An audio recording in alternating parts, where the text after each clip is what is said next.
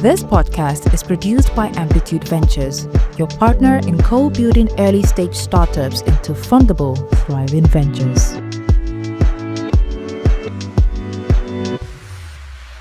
Our last partnership episode with Wallifornia, I'm on stage with my business partner, Taj, for an unfiltered dive into music tech financing. He's from startups, I'm from music, and we're unpacking why investment in this space is so tricky with a few uncomfortable truths.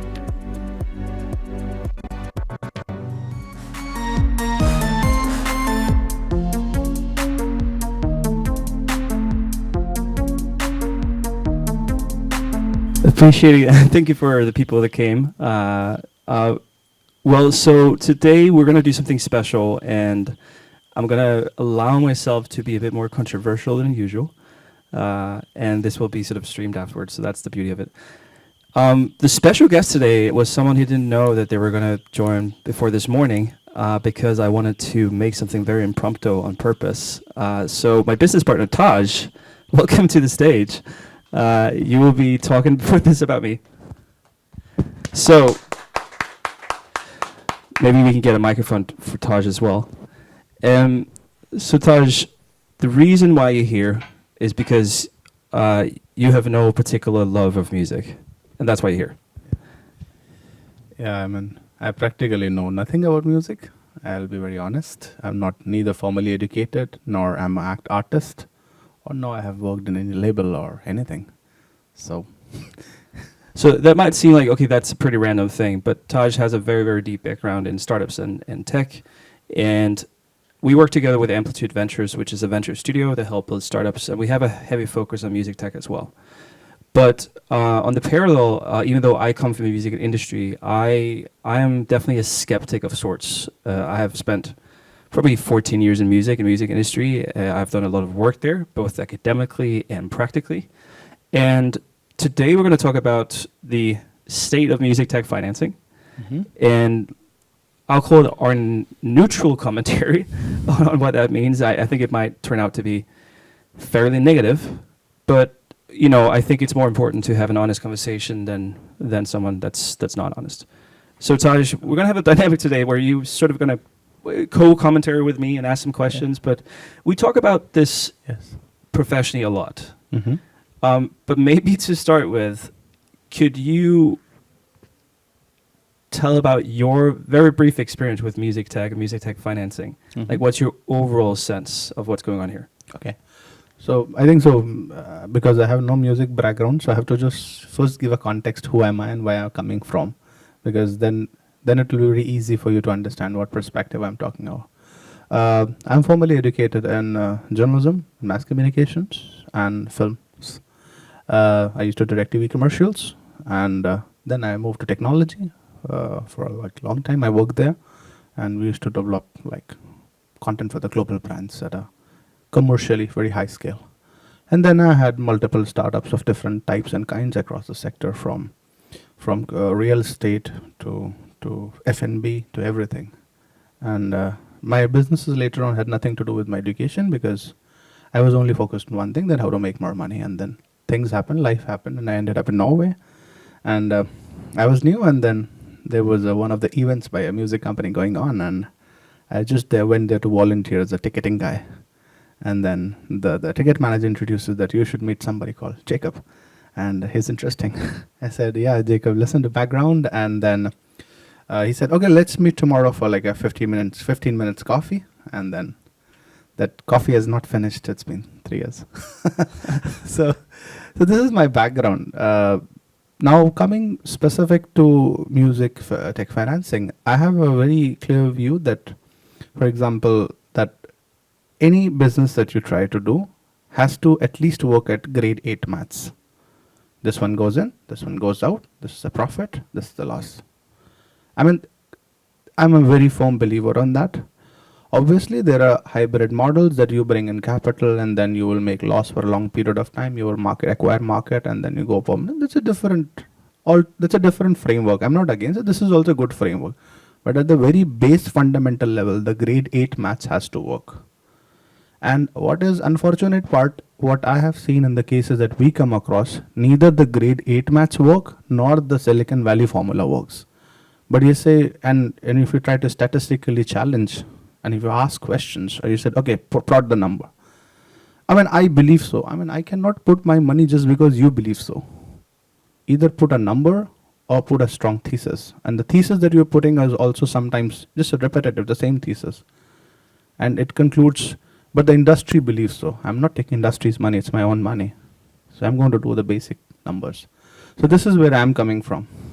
Yeah, I think that's very important. And we have a quite interesting dynamic because I appreciate music, you don't appreciate music. But what we have in common is we believe that things must be viable. And to be totally honest, when I went into music tech in particular 6 years ago, I've been an entrepreneur in music before, but music tech, I had a very different assumption about the health of the investment landscape. For context, I've also done a 2-year postgraduate master's the last 2 years, besides full-time work with Amplitude, basically doing music tech financing research. And I've made a lot of findings there that I think is really interesting. But I have claims I can substantiate with data, and then I have claims I can't substantiate. And I'll talk a lot more about what I can't substantiate today, because this is something, as of nature, is really difficult to substantiate. So I'm not going to claim that I'm going to be completely right in all my statements, but I think I am fairly right. First of all, I believe that investment in music tech from music tech investors is just a front. I don't believe that there is a scalable, repeatable investment thesis from angels or VCs in the market as of today in Europe and maybe also US. And we can talk about why I say this, but this is my claim. Maybe you can ask me some questions about that, because I do have a lot of reasoning behind it. Okay, I mean, if you're saying that whole industry doesn't have money, that's a very challenging position to defend. Scalable, yes, I can agree for a point, because you cannot name 10, I cannot at least name $10 billion startup from music, but in any other industry I can name. So high level, if it's not $1 billion, then it's not a big money. So that I agree with you, but I do not agree with, I'm not saying I do not agree. I want to know more that why do you believe so? Okay, so let's do the basics. So let's start with the music tech angels that people are raving about. These sort of investors that have exited a company and invest in music tech companies. I would say I know pretty much all of the people that are in that space. And these guys, as much as I respect them, invest maybe 4 to 5 companies. And that's it. Which means we're probably talking about 10, 15 people investing 45 companies in a good deal of years. Most of them jump on the same cases. So we basically, just quick math, the angel network in music tech in Europe most likely don't invest in more than 25 cases in total. There's thousands of music tech companies, and that also, the angel ticket sizes, so the investment sizes are very low. So what does that mean? So again, this is the base premise. I also have a lot of research on it, but it's still a lot of claims. My claim is there's very few angels that has a particular interest in music. The investments are fairly small, and the amount of tickets, the amount of investments are very limited, and they often co-invest, so the cases are very few. That's the base assumption I'm working from. I have several layers to that. Does that make sense? Yeah, I mean, from one perspective, it makes sense. Small ticket size, A, agree. B, for very limited investments, that also pushes the case. But the bigger question is that when the angel or the industry does not even want to put the money and does not trust, because you talk to them in private, they have investment in avocado, they have investment in fishing. They very privately tell us. So, and then you have labeled as music and then allied industry investment, but you go and check the portfolio. So they're confident in avocado, they're confident in fishing, they're confident in cottage houses, but not on the own industry in which they are claiming to be the lead investor. I'm not against anybody, but just go and check this portfolio. And that's the truth. So one of the things, again, I'm saying that's the truth. This is our claim, my claim. There's still companies that get investment, but usually the concept of validation capital, so angels who come with domain expertise, go to invest in companies, and other type investors outside the music industry do invest. The problem with that is if there's not a repeatable model for outside investors to bring to, they're so dependent on that validation capital. They're so dependent on a credible investor coming and putting some money in, might not be a lot, and saying, I believe in this from an industry angle. That's not very repeatable, scalable, because there's so few of those, which means when you get to having investment at scale across many startups, across many industries, you basically need to get investment in spite of investors not being able to understand how to invest in this space. Yeah, I mean, I agree. The boundary correlation, I can tell like that. I'm from India, and Bangalore is probably the top 10 in the global investment, like global startup rankings. And in fact, there are in the top 25, there will be at least 3 to 4 Indian cities. And we have not seen this trend in India. India is a home to, I think, so top 5 biggest startups in the world, heavily capitalized, and then you have Europe. So like that's where even I doubt a lot in that case, that why is it that investment is not flowing. And I've not seen honestly the big real VCs money getting poured in, because they have like, and my reason, and I think though that they would have done the maths, high level maths. Otherwise, why would not the American funds come here and put like deep money, and they're ready to put in a small tech finance, health tech. They're ready to do it, but now why not music? Can you answer that? Well, first of all, I don't think there's data. I don't think there's repeatable data on what is successful, what can you expect from exits, what are the expected valuations, what type of problems do you see in acquisitions, like being acquired. All this data is non-existent. Like I've been working on creating some of the qualitative research on it.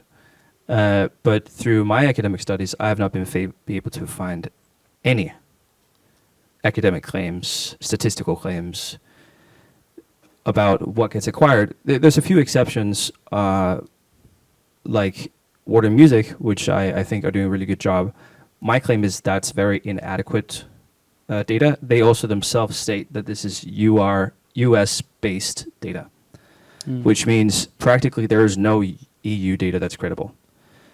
So everyone needs to take a leap of faith, because there is nothing to substantiate, is this a good investment or not? Yeah. And if you're a professional investor, that's simply just not how you operate. You need to have something to base your thesis in. And if that bedrock does not exist, I perfectly understand why you wouldn't invest in music tech. Like we're in a position now where we've had a break for investing, we're investing again. We're super reluctant investing in music tech just because we have created our own thesis that we're trying to prove. But I'm not going to invest before I believe I have data points to substantiate our thesis. We have owners, we have investors of our own that we need to answer to. Yeah. So are we going to go dive head first in an industry where the only thing I have is I believe that this is a good investment? Or can I say, according to the track record, according to the data, according to having clear understanding of exit opportunities, this is a statistically good investment? Okay, makes sense. Then I have a question. So if data is the backbone of whole argument, then why we don't have a data? Is it academic problem that you do not have enough academicians in this space studying it formally and claiming it up? Is it that because there's not enough money and then nobody is commissioning a study by Deloitte, KPMG, and the big ones, Goldman Sachs? Is it that problem, or is it that the data in itself is controlled by certain few players, top in the market, and then they will only give if it benefits them, and they will release their own annual report in their own world, and then there are 3 problems why I cannot say the data cannot happen. What do you think? Oh, yeah, I think there's many reasons, and I'll cover a few of my theories around it. First of all,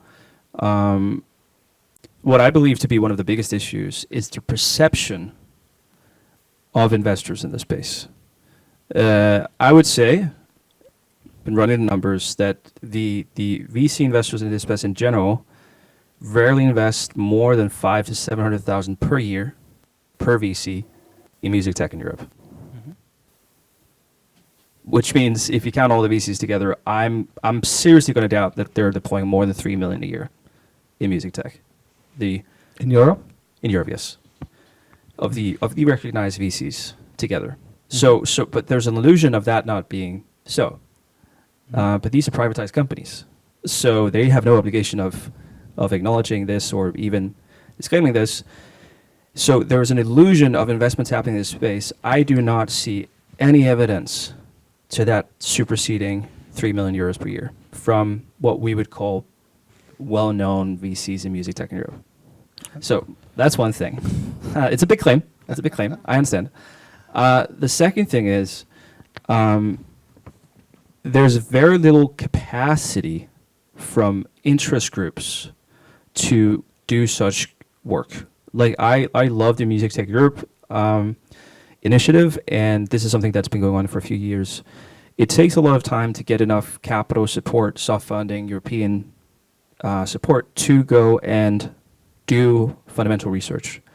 But if you pair that with also the lack of maybe domain-specific pursuit in academics, you have this catch-22, because you might get money to do research, but if no one is deeply ingrained in the academic pursuit of that truth, it's going to be really difficult to also land what you're looking for. It requires a certain persona, being in the industry, having multifaceted motivation of getting these numbers. And that doesn't exist at scale. So very few people would have that cross-section of interest. There's multiple things, but maybe that's 2 points I can begin with. And they're complicated to get to align. Okay, interesting. So I'm more interested in the academic aspect, because I said if you do it purely academically, then the results will completely be not aligned what industry is actually happening. And then you need the people who are both into industry and then now becoming academic. And in other industries, we have seen it often. Like you see people working in big tech, Google, Microsoft, and then they go and teach in Harvard and Oxford. That's there. That's course interaction is there. In fact, even when Steve Jobs used to get stuck, he used to go back to these professors for this thing. Yep. Do we have similar stuff in music? We rarely see it. Like I believe that there are very few professors in the space that has hands-on experience. Like the best person that I can point to is Daniel Norgard, which is I believe is basically probably the most brilliant mind in music, full stop, in my opinion. But his focus is very much focused on music tech in the educational space. Obviously, as a researcher, you need some sort of specific focus. So even the people who are financed to do music technology research have a particular intersection that doesn't necessarily fully align with what we're talking about, which is investor capital. Yeah. So I don't know. As far as I see it, and all the studies I've done, all the work that I've done, I have not seen activities in music tech financing in academia. I have not. And why we're talking so much about academia? Like we were doing music tech accelerator, and I think at one point people got a bit tired that I was talking about academia. But if you want to be very basic about anything, like OpenAI, where does that come from? Yeah. Academia. Where does anything... Where does the Google come from? This is a classroom project by two. So I mean, it is not that like we are the new one who has been to the college and now claiming to be didn't study music, but we are realizing the fundamental problem that you need a fundamental research in place, fundamental data points in the place, in which somebody has spent 3 years, 5 years to do that stuff. At least many of them. So it's not academic push via these conferences. It's just the whole idea is, do we have that? If not, that is the time recognized or not. But coming back to your stuff, that investment in music tech space, which areas do you think are really promising within the music tech space? I think no place is really promising. Okay. I believe, I believe where I can see repeatable, realistic wins is B2B niche, which basically means something that's having a company that serves other companies in a very particular pain point that is often infrastructure related Mm-hmm. or something that's very protectable. So that's what I see. That's sort of the general categorization that I see. I can deep dive a bit more. I have a good deal of data points to point to. I also have a good deal other research that say the same. But we're still working on really proving that Mm-hmm. through data, which we're sort of working on now. Yeah, I think that this is a common thesis in which at Amplitude also we believe that the industry is going to remain what it is, and we're not here to change it. Please perform the way you're doing. We're not here for revolution. Whatever is working within that part, if there is a very specific problem with a very precise use case, just go there, find that use case, and everybody's tired of that use case. That they have to do it. And then you just go invest it out there, small amount, let it grow and let it naturally take its own form. That's it. And the solution, usually that I agree with Jacob, that B2B is the solution because both the parties are there willing to pay. Anything that goes to B2C in space, what do you have to say on that? The problem with B2C right now is you're competing for attention on equal level with most other tech companies. And there's basically two assumptions I also work from, and that is exit amounts of music tech tend to be significantly lower to comparative industries. And also the financing of these companies are much lower, which means when it comes to customer acquisition through marketing, through user growth, B2C, the capital is not available to do a good job at scale. And if you overcapitalize your company, no one's going to earn from you selling your company at the end. So it's not a financially feasible model to compete for user attention in B2C. Generally speaking, I understand that user behavior is different. I understand all this kind of stuff, but the generalistic statements of that still counts. That the competition for attention in this day and age is expensive, Mm-hmm. and I don't see that music tech can compete at that level. Okay, so then it's a consumer problem then. Customer doesn't want to pay. I don't know. I just say it's a consumer conversion issue because you don't have enough capital to get to the scale you need in order to make a viable business. Just let's get back to very basics. Sure, okay. Very basics. Anything goes to become big because at the end of the consumer is paying. You're drinking water. Water sells more because consumer is willing to pay for the water, and then you can pick up from there and keep on building, and then you can take a decision how big is the water industry in Europe. Yep. So my problem is everybody's consuming music. Yeah. So we've had many talks about this, and you made a statement. It's not necessarily unique, but I keep getting back to it. Is that music sells anything but music? And we had a talk. We were at Slosh Music, and sitting with one of my friends who's a absolutely fabulous producer, and you were basically sitting at the cafe and say, music sells anything but music. And he's like, what do you mean? Like, we're sitting here, right? We're drinking a coffee, we're eating a toast, enjoying each other company. That all of this costs money. Are you paying for the music up there? It's like, no, but the restaurant is paying for the music. Sure. But are you paying for the music? Yeah. And this is a symbolism for the end user rarely, if ever, pays for music. And that is the basic metrics of any B2C is that there's a willingness and repeated purchase of the product. Mm. The value of music has been diluted so much for many different reasons, technology, movement policy, whatever, Mm. that I believe that it is deeply undervalued in the eyes of music. I'm not talking about fairness, I'm just talking about facts. People consume music all the time, rarely pay for it, and what they pay for it is very low. I mean that brings to me another layman argument that I put is that music is the only industry probably in the world where the product is free. I mean, You go and you make a car, everything in the car has gone. You set up trees, even the soil cost money. This is the only industry where product comes for free, especially after generative AI, even the more. So practically, when the base product is free, and you can also claim that social media is also free. That is a very equal argument. But point is, in social media, they ask you to download the app and stick to that app. You can't consume driving a car. You can't consume it driving in a cafe. They said, okay, wherever you are, but you have to open an app, play it. So the argument whole fails that in social media you do the same stuff, but then your time is a product and your attention is a product. It is only in the music where the product is free. If the product is free, then everybody is just now trying to make money in different form, right or wrong, good or bad, a commission on it. Okay, you but distribute it, I'll make money there. So base product remains free. So yesterday, Hannah from Media Research had a really interesting slide, and she said that for professional musicians, 13% of their income is associated to streaming. Yeah. Like, that says a lot, right? That the main product they're creating, 13% is their income. That's a pretty insane figure.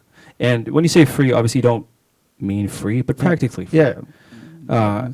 So going back to music tech financing is, there's just so many layers of nuance around it. Mm-hmm. Psychological association. Yeah. That is this worth my time for outside investors? And it just all comes back to that even the industry domain experts who are so-called music tech investors does not invest enough capital or enough tickets to say, really, in my book, that they're music tech investors. Mm-hmm. So why would outside investors at scale automatically feel that this is attractive? Like, Mm-hmm. it's a catch-22. Like, we can't get financing in music tech at scale because even the people who are investing in music tech don't have a lot of money and they don't invest a lot. Okay, then let me ask you in that direct, if you're putting Okay. it, going it that way. Yep. How many big exits have happened the past 3 years you know of? And what was the valuation size? Okay, so according to global figures that are current, it's probably around 150 acquisitions Mm-hmm. globally. Okay. It's really hard to actually trust that number. I believe there's more. Okay.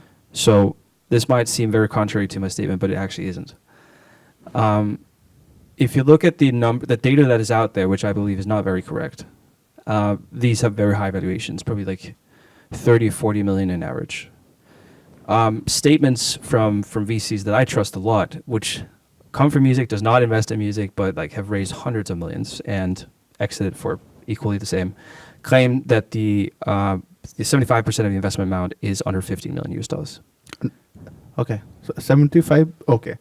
So you're putting 75% of the exits are under 50 million. Mm. This number is comparably very poor to exits in other industries. It's So incredibly poor. That proves the point. Like, okay, if business is a matrix, then exit is a decision, and exit is the final point. Because you need to remember that, you know, if investment happened to work in the way that you invest in one company and then that happens to exit, that could be a good thing. But you need to invest across multiple companies, across, you know, multiple amounts of money. And then what's the opportunity cost? So if investors like, okay, if I can only exit for this much, the risk is high, there's really no sort of capital from the industry, and my potential is only exiting for this amount, that makes no sense compared to other investments I can do. So that's the thing. So yeah, there might be, you know, officially the numbers is 150 acquisitions the last 3 years. I would probably argue it's closer to 300. And even though, oh yeah, that sounds like a lot, sure, but how many of those are acqui-hires? How many of those are actually exits of 3 to 4 million, which I know that a lot of them even the famous ones in Europe. So let's get it out there. 3 to 4 million euros. And yes, that sounds like great. Well, if they have raised 3 million capital and you sell it for 4 million, that's not very good.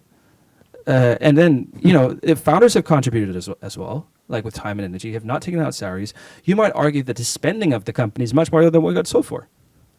That does not constitute a good acquisition. And actually, it's, you know, no, it's actually, if you were to count those data points, it would be hurtful. Like, if anything, it proves the opposite, that you can exit here. That is even more painful to hear if I do not know. I don't have a numbers, but if the general assumption is that somebody raised X amount of money and after slogging 4 years, 5 years, or whatever, they sold it just double what they raised, then it forms a very poor case, because It does. because then somebody did not withdraw salary. Somebody was just simply living the dream for. At the end of the day, it was just okay. It's crashing, so I just need to move out. Yeah, and depending on the deal the investors have, they might have lost a lot of money, even though they sold. So if the deals haven't been very strict with who gets money first, then investors might have put in a couple of million, and they might own 30%, end up getting less. But obviously some contracts are protecting that, but then the founder doesn't get any money. So that's not attractive either. So now music never got a money. Now the founder didn't got any money. So then who Yep. made the money? That's very the irony is. So what am I trying? What am I actually trying to say? Like, I'm not just shit talking. I'm actually trying to figure out what is the point. The point is, I do not believe that there currently is many, if any, investors in this space that have a clear thesis, that understand where their value is, that have data points to support it, that can make successful investments, then do successful exits, and prove to their thesis being correct. Okay. So unless that whole value chain can happen, you cannot go to others and say music tech is a good investment as an industry. Yeah, because first somebody has to prove insight from insight. Then others will pull in money and time, effort, and energy. But Yeah, well, first you need to have data. Then you need to say, this is what we see in the data. Then you need to invest according to your belief, and then prove that belief. And only then do you have an attractive case. okay. And Mhm. preferably that should be repeated 3 or 4 times. Yeah. So, if you just prove something once, that could be an outlier.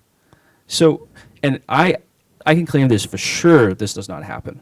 Because if that had happened, someone would have put out the numbers.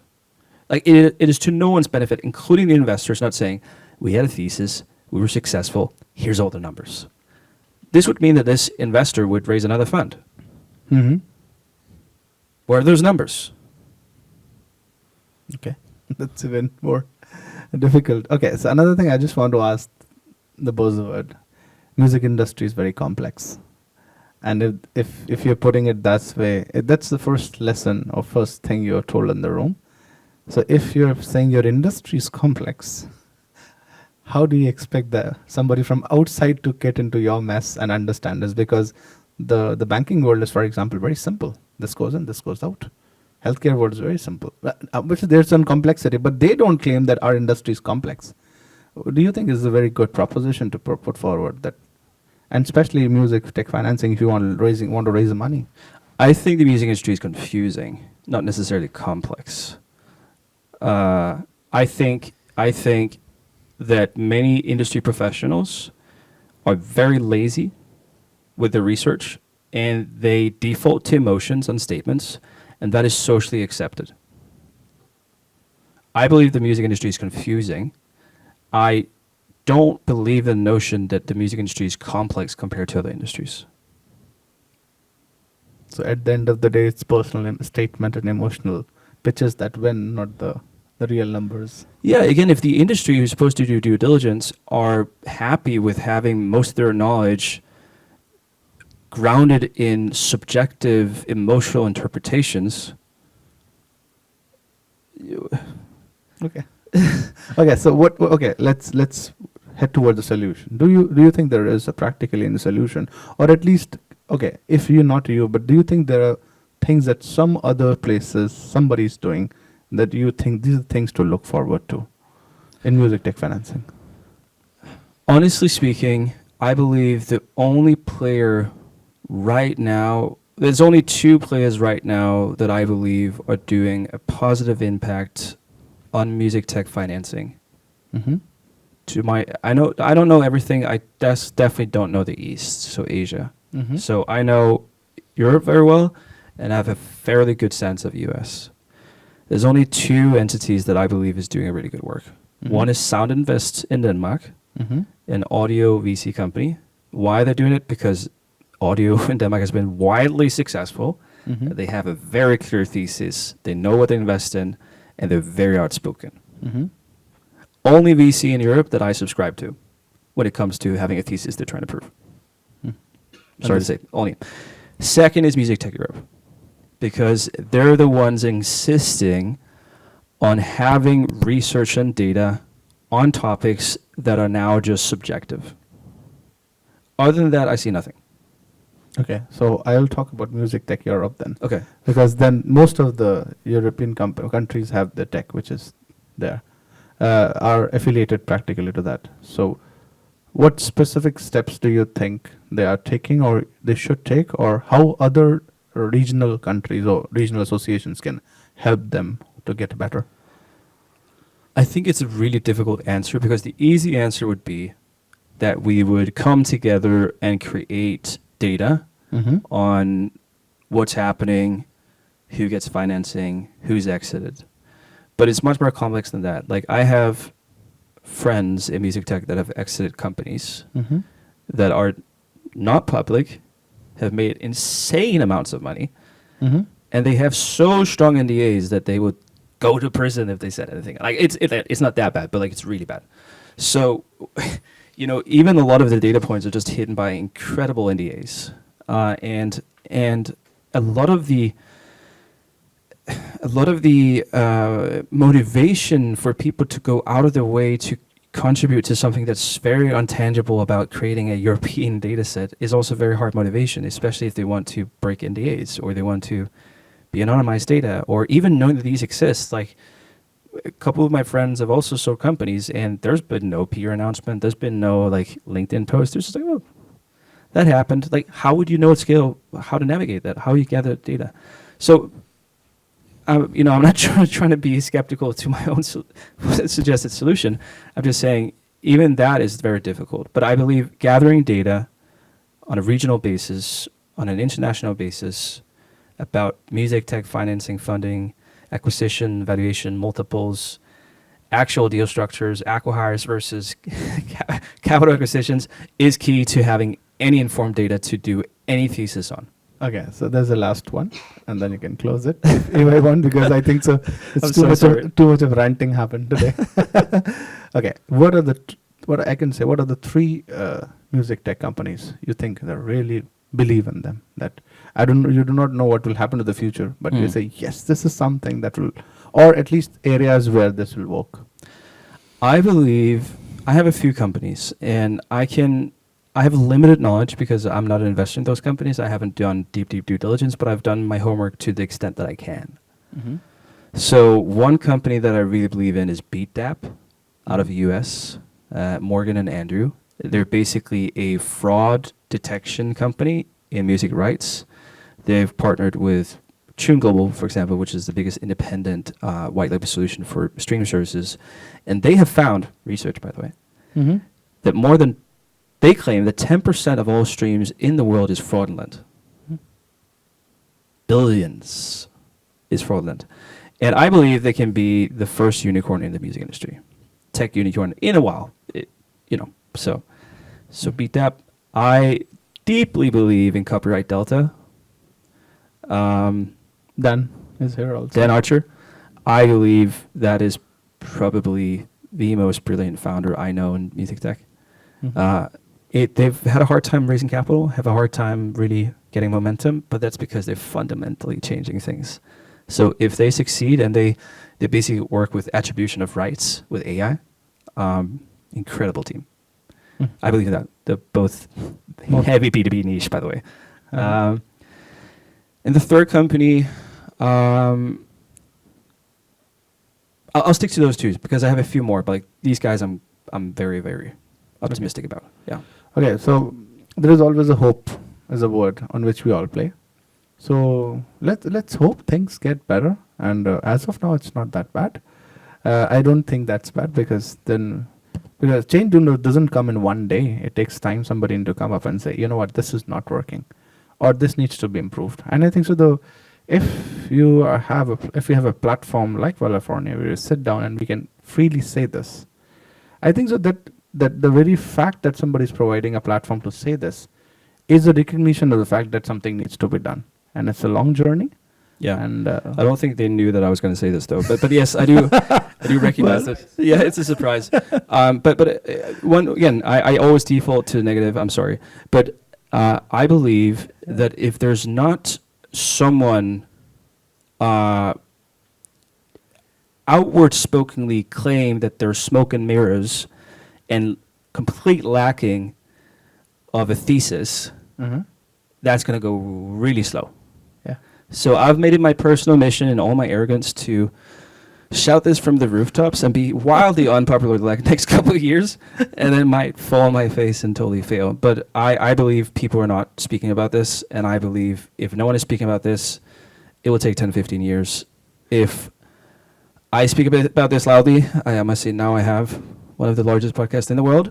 Hopefully, Yeah. some few people will join me in a while. I feel a bit alone right now. And then hopefully we'll go not 15 years. This is my hope. I was hopeful. I have nothing to lose. I don't come from this industry. I really enjoy the people, and we try to find some money. If we make something really good, that's good. But we are really, really hard. So I'm not pessimist. I'll just put a grade 8 maths and what is successful in other industries and question you. The day I found a case that works for me, I'll invest. And that's how we operate. So thank you so much for being the lovely audience, and thank you so much. I'm so thankful for you the way you have put it, and thank you Wallifornia for having us here. And Thank you, yeah. and trust me, it was surprise. I was walking and setting up chairs, and he said, "You are the surprise guest." So, well, thank you so much. Thanks a lot, everyone. Thank you, guys. Thank you. Bye. Can I have this? Yeah, this microphone's on. Brilliant. Wow, wow. So many facts. I've been scribbling down all of these things and lots of claims there, right? Does anyone have any questions about any of those claims? I hope you were scribbling them down. There's a Yes. claim here, yeah. So you said that you believe more in the B2B startups in music. Do you consider small artists as more B2C or B2B2 in devenir? And a small artist is going to be a professional at one moment, or even medium or top artists. Are they consumers or are they part of the business? When you say, can you give me a specific example? I mean, there's a lot of music amateurs that turn into a musician amateur. Yeah. With the COVID, everybody starts to make bread or to make guitar. And we believe with Tempo Studio, which I'm working for, that we have a lot of small amateurs of music that turn to musicians. Yeah. So for me, they are not yet professional, but it's for me B2B also. So we have a lot of numbers of figures of smaller artists. So this is my opinion, but I don't believe artist is a viable customer when it comes to scale. And the reason is, again, this is my own personal opinion. When you want to build a business, you want to have customers that are willing to pay repeatedly. And maybe not so in your case, but in most cases, artists are not the most strong with capital and don't have a lot of wiggle room in their liquidity. And it's also a very limited amount of numbers that would define that segment. Usually if you do something B2C, so in this case I would call artists, especially if your artist is your customer, I would call that B2C still, even though they might have legal entities. They fall more in the B2C category.